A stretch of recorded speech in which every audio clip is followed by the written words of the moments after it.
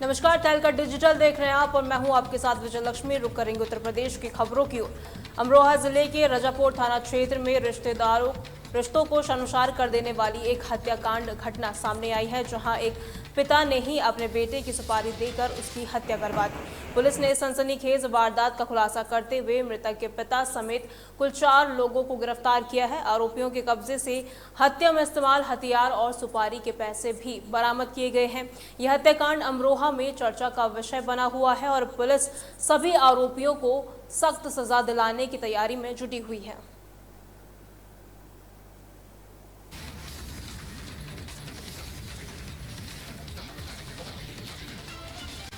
23 जून को थाना रजतपुर क्षेत्रांतर्गत एक नहर के किनारे खेत में एक अज्ञात डेड बॉडी मिली थी, जिससे पुलिस ने तत्काल कार्रवाई करते हुए आइडेंटिफिकेशन का प्रयास किया, जिसमें इसकी आइडेंटिफिकेशन दीपक निवासी नवाबाद आजाद के रूप में हुई।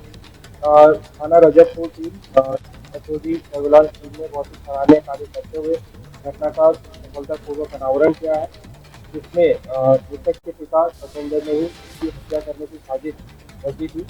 इसके साथ कुल 4 अभियुक्तों को गिरफ्तार किया गया, जिनके अन्य नाम उमर, जरीफ और रईस है। सतेंद्र ने पूछताछ में बताया है कि इसका बेटा दीपक एक शादीशुदा महिला से प्रेम संबंध रखता था। पूर्व में इस महिला को भगाने के लिए इससे मुकदमा भी पंजीकृत उसके महिला के पति ने कराया था। बाद में इनके बीच में समझौता हो गया था। इस महिला के पति ने इससे भी मारपीट। आजमगढ़ जिले की अतरौलिया थाना पुलिस ने अंतरजनपदीय चोर गिरोह के 5 सदस्यों को कनैला गांव के पास से गिरफ्तार कर जिले में हुई 11 चोरी की घटनाओं का खुलासा किया है। पुलिस ने आरोपियों के कब्जे से चोरी के आभूषण, नकदी, तमंचा और कारतूस बरामद किया है। इस बारे में पुलिस ने बताया कि गिरफ्तार आरोपी मिलकर घरों में चोरी करते थे। ये किसी सुनसान स्थान या बाग में भीख मांगने के बहाने प्लास्टिक की पन्नी लगाकर ठहर जाते थे और दिन में गांव-गांव घूमकर भीख मांगने के बहाने रैकी करते थे और फिर चोरी की वारदात को अंजाम देते थे।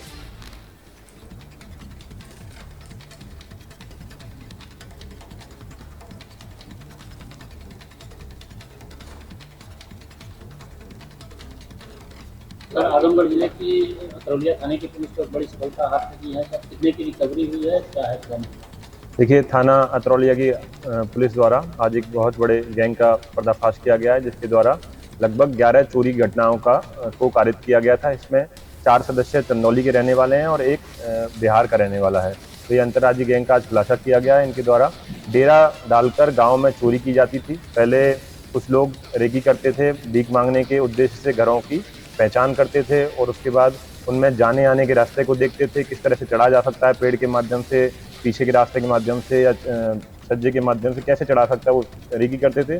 उसके बाद इनके गैंग के लोग रात में एक घटना कारित करते थे। इसमें लगभग 11 घटना इनके द्वारा की गई थी, उनको खुलासा किया गया है। अन्य भी पूछताछ की जा रही है। अन्य जनपदों की भी कई घटनाएं इन्होंने कारित की हैं, जिनकी भी पूछताछ गहनता से की जा रही है। वर्तमान में इनमें से 5 लोग पकड़े गए हैं, जिनमें 4 लोग चंदौली के रहने वाले हैं और एक बिहार का रहने वाला है। इनके पास से लगभग 3.5 लाख रुपए के आभूषण और 1,85,500 रुपए नगद बरामद किए गए हैं। साथ ही एक व्यक्ति से अवैध असला भी बरामद किया गया है और इनसे टोटल 11 घटनाओं का अनावरण किया गया है।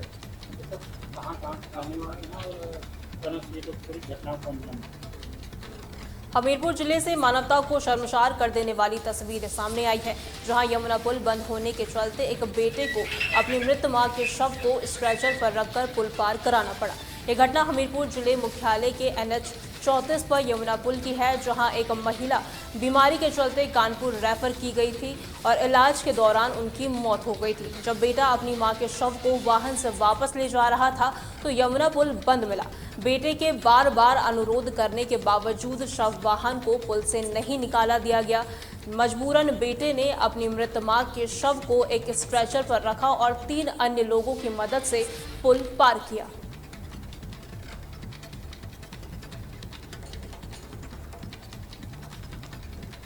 और अमानवीय घटना देखने को मिली। हमीरपुर का ओवरलोडिंग के चलते जो पुल क्षतिग्रस्त हुआ यमुना पुल, उसमें मरम्मत हेतु 2 दिन शनिवार और रविवार बंद रहता है। लेकिन कई तस्वीरें आई और पत्रकार साथियों ने उन तस्वीरों को अपने कैमरे में कैद किया कि प्रशासनिक गाड़ियां और जनप्रतिनिधियों की गाड़ियां उनको उस मरम्मत के दौरान भी परमिशन दी जाती है ताकि वो गाड़ियां पुल से पार कर सकें। लेकिन आज ऐसी शर्मनाक घटना देखने को मिली कि एक वृद्धा का शव स्ट्रेचर पर लेकर पूर्व प्रत्याशी नगर पालिका हमीरपुर समाजवादी पार्टी, मैंने आज जो अपने सोशल मीडिया के माध्यम से देखा कि इस संवेदनहीन सरकार में संवेदनहीन अधिकारी हो चुके हैं, संवेदनहीन कर्मचारी हो चुके हैं।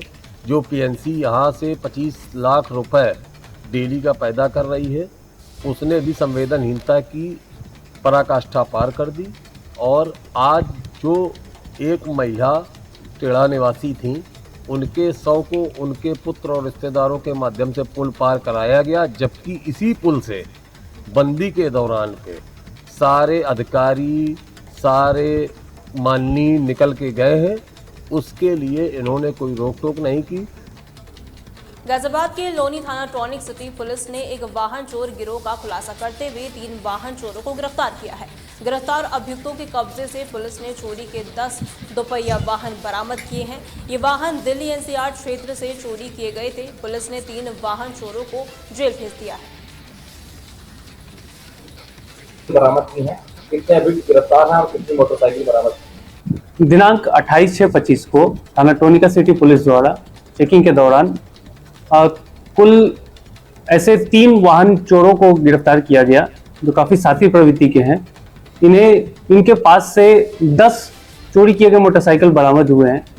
इनसे जब और भी पूछताछ की गई तो इन्होंने बताया कि इनका नाम शाहरुख हसन अनस है और इनका एक चौथा साथी दीपू वो फरार है। इन्होंने बताया कि पहले तो ये वाहन ऐसे मोटरसाइकिलों की रेकी करते हैं, जैसे कि फैक्ट्री एरिया थाना क्षेत्र हुई या फिर बॉर्डर थाना क्षेत्र हुई, दिल्ली के क्षेत्र हुए, वहां से रेकी करते हैं। उसके बाद इन वाहनों को चोरी करके या झाड़ियों में छुपा देते हैं।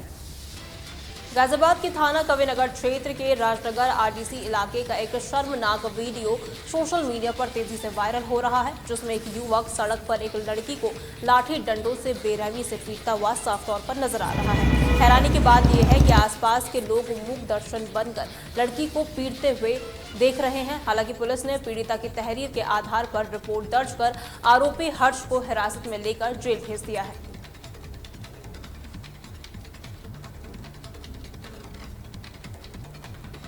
उनतीस 6/2025 को थाना क्षेत्र कविनगर का एक वीडियो वायरल हो रहा है, जिसमें एक पुरुष एक महिला को पीटते हुए दिखाई दे रहा है।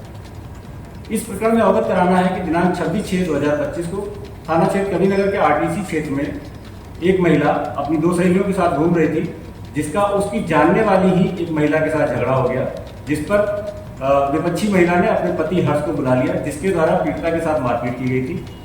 पुलिस द्वारा मामला संज्ञान में आते ही तत्काल पीड़िता से तहरीर लेकर अभियोग पंजीकृत करते हुए अभियुक्त हर्ष को हिरासत में लेते हुए। मेरा नाम नैना है, मैं आरडीसी में जॉब की तलाश में गई हुई थी, जिसमें कि मुझे रिसेप्शन की जॉब बोल के बुलाया गया, बट उसके बाद मुझसे डेटिंग का काम करवाया गया।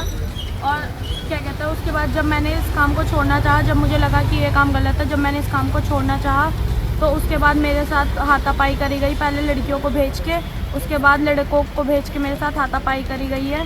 और इसमें मेडिकल और जो भी पुलिस कंप्लेंट वगैरह हुई है, ये सब खुद क्लब के मालिकों ने करी गई है। और पुलिस वालों के साथ मिलके मेरा मेडिकल हो गया है। मुझे कुछ भी नहीं पता था कि क्या मेडिकल हुआ है और क्या कंप्लेंट लिखी है।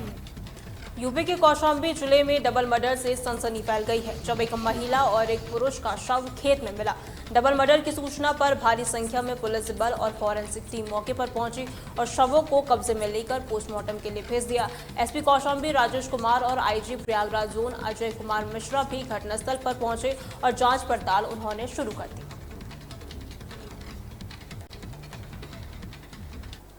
और गांव से काफ़ी दूर, करीब 400-500 मीटर खेतों में, जहाँ पे कल बरसात का काफ़ी पानी भरा हुआ है, 2 डेड बॉडी मिली है और इसमें एक पुरुष की एक महिला की है। दोनों की उम्र लगभग 40-45 साल के आसपास है।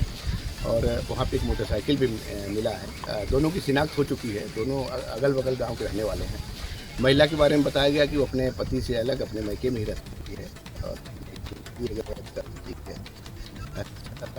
बहुत। उत्तर प्रदेश की खबरों में फिलहाल के लिए इतना ही। देखते रहे तहलका डिजिटल 24/7।